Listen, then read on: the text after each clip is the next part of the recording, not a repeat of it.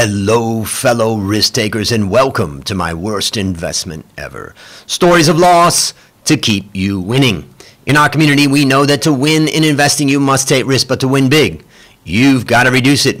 Ladies and gentlemen, I'm on a mission to help 1 million people reduce risk in their lives. To reduce risk in your life, go to myworstinvestmentever.com today and take the risk reduction assessment I created from the lessons I've learned from more than 500 guests. Fellow risk takers, this is your worst podcast host, Andrew Stotz from A Stotz Academy, and I'm here with featured guest David Aaker. David, are you ready to join the mission? Sure. I'm excited to have you and also to learn from you.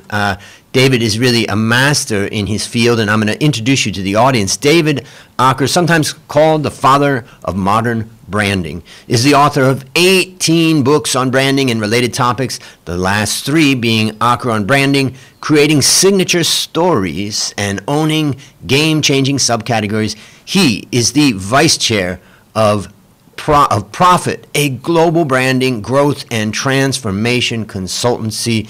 David, take a minute and tell us a bit about the value that you bring to this wonderful world. Oh, I basically, I'm involved with a very exciting company, Profit, that is a global company. We've just opened offices in Singapore and in Dubai, and so we're trying to help people transform their business. And my role is to is basically to write blogs and write books, and my field is of emphasis is branding. And I started about 30 years ago, where I wrote some of the early books on brand equity and managing brands. And lately, I've been trying to apply a branding lens to basic management theories like disruptive innovation, the use of stories, the idea of a higher purpose and doing social good as part of your business. And so my role now is to look at those things from a branding viewpoint. And for the listeners out there, and for my own sake, let's say that somebody wants to set up their own business or do their own thing or start their own podcast. Why is branding important? Many people think, well, I got to figure out the production, and I got to find my sales channel, and I got to find my customer, and I got to get employees, and I got to make a marketing plan. But why is branding so important?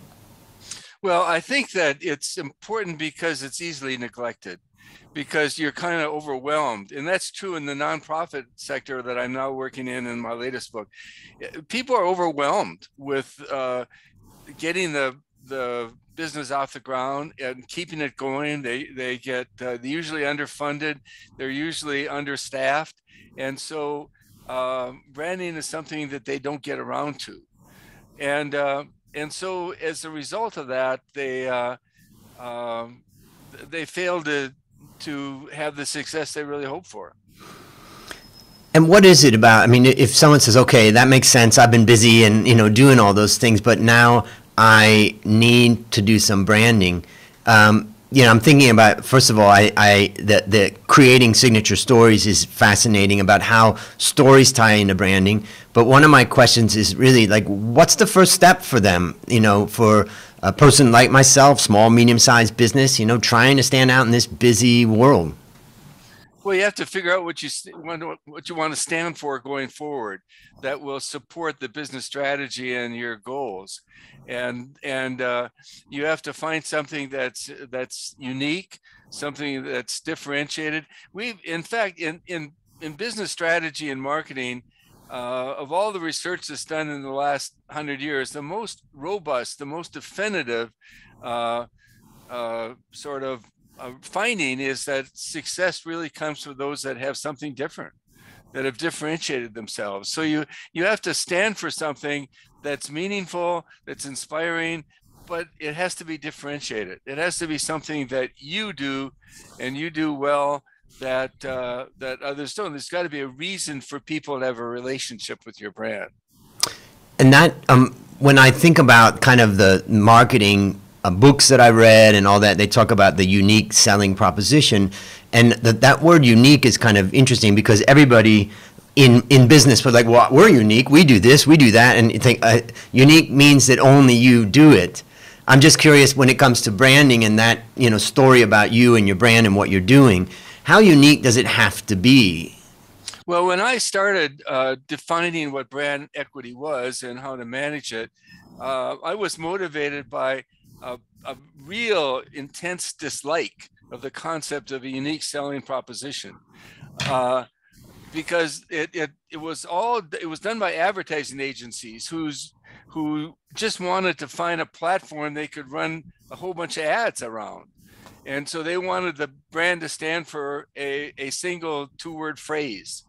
Well, and I argued that brands are more multidimensional, more complex than that. They're 8 dimensions, 10 dimensions, 12 dimensions, especially a B2B or a service brand. And this unique selling proposition was I thought, real damaging to anybody that wanted to create a brand.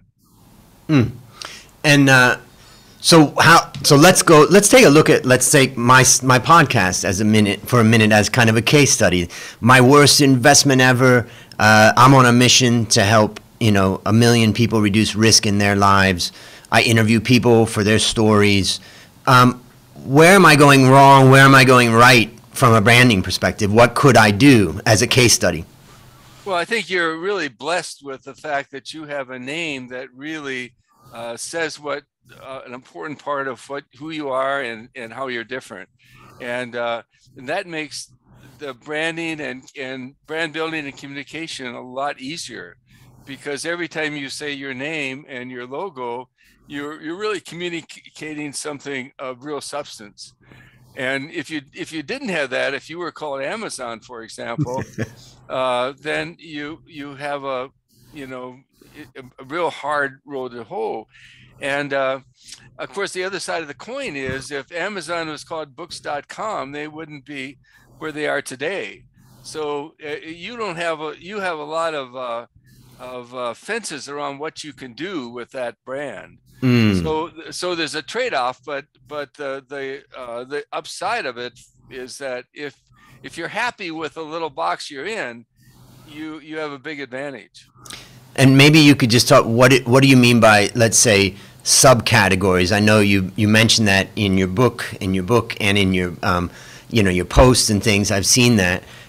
What does it mean? Am I in a subcategory, or am I in a subcategory? Yeah, probably yes is the answer. But the reality, it comes out of disruptive innovation, which is now happening more frequently and more impactful than it's ever have because of the digital revolution.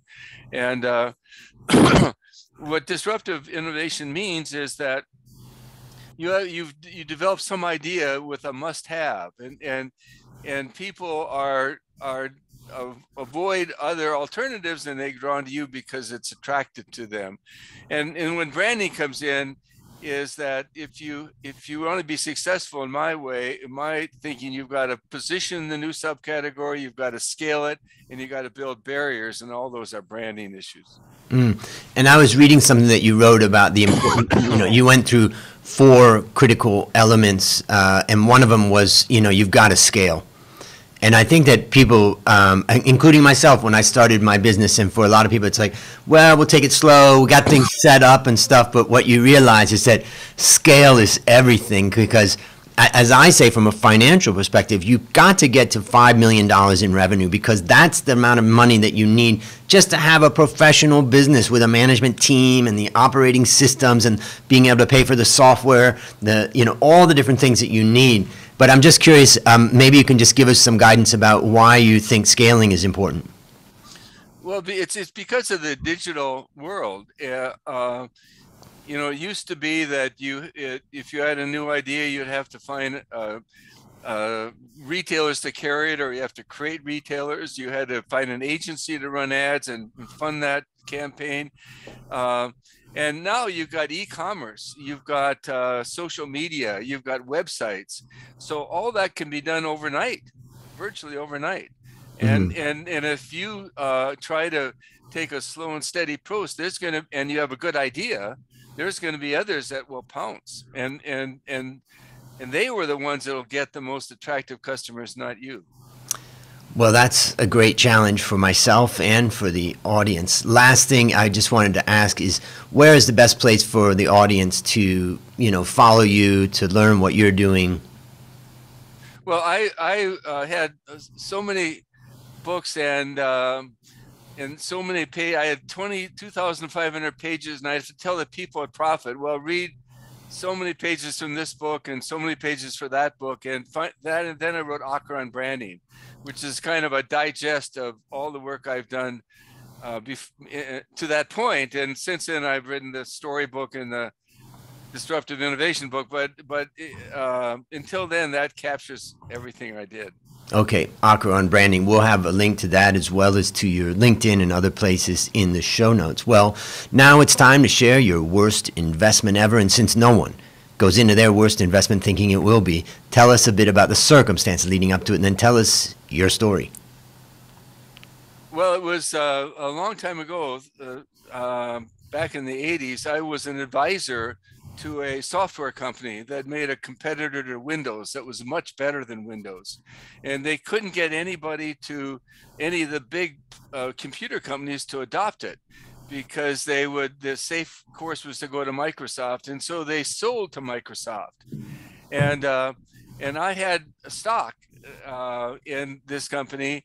And I very cleverly, I thought at the time, gave the stock to my daughters and sold it so I would avoid all income tax on that. And that stock today, my daughters would be worth many millions if I would have instead kept it. And tell us about the lessons that you learned from that.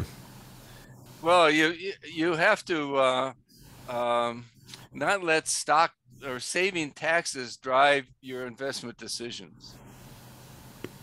That's a great lesson. And I think what I would say is also, if I was to summarize what I took away from that too, is that people get caught up in things like saving taxes, or also kind of short-term gains, or even short-term losses that they get scared about.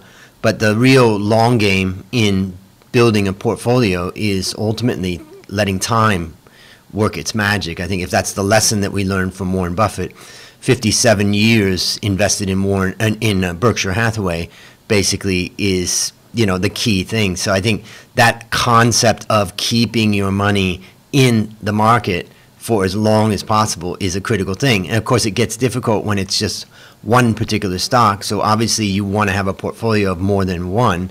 But let's say you have a portfolio of 5 or 10 stocks, or you have an index fund, and then let it grow. And I would say, I remember seeing some research about how the average investor in America destroys about 3% per year in value because of bad timing of their entries and exits. And if you think that the stock market may have a 10% average annual return, you're already talking about 3% being knocked off because of getting in and out and panicking at the wrong time. Then you add in costs related to that and related to having that portfolio, you may talk about another 1 or 2%. So you're really reducing the performance of your portfolio by doing that. Is there anything else that you would add to that? No. So you advocate just riding out this current downturn, right? Well, I think that's where first of all, you got to set your long-term goals, right? And I say for most people, particularly a young person, let's say you're 20, you're going to retire when, let's say you're 60, if that's your goal. You've got 40 years. So you need to be thinking in a 40-year context. And what I would then say is that for someone that doesn't know anything, let's just start with someone that doesn't know anything about the stock market. In my opinion, I wrote about this in one of my books called How to Start Building Your Wealth Investing in the Stock Market. We now have an amazing instrument at a couple different mutual funds, whether that's Vanguard or Fidelity or Schwab, that owns every stock in the world. And that means more than 8,000 stocks are owned in, for instance, the Vanguard VT fund. And if you didn't know anything about investing and you just put your money in there on a consistent basis, over time, you're going to build up a huge portfolio. Now, I also say that you should look at about 110 minus your age. So if that person's 20, 110 minus 20 gives us 90, meaning 90% should be in the equity market and maybe 10% in the bond market. And as we get older, we have to protect our downside because we may not have as much time to rebuild it. So I guess that's what I would say. Set a long-term goal and then set a strategy such as what I've just described. It couldn't have been done when I started in the industry. You had to build a portfolio of stocks, and who had the ability to do that? So that would be my advice. Good. So based upon what you learned from this experience and what you continue to learn, what one action would you recommend our listeners take to avoid suffering the same fate? Well, I would recommend they not listen to me. I mean, my field is branding, and they should listen to you instead of me. Well, they should listen to you when it comes to branding and listen to me when it comes to investing. So what is a resource that you'd recommend? I mean, I'm looking, for instance, right now on Amazon, Aaker on branding, 20 principles that drive success.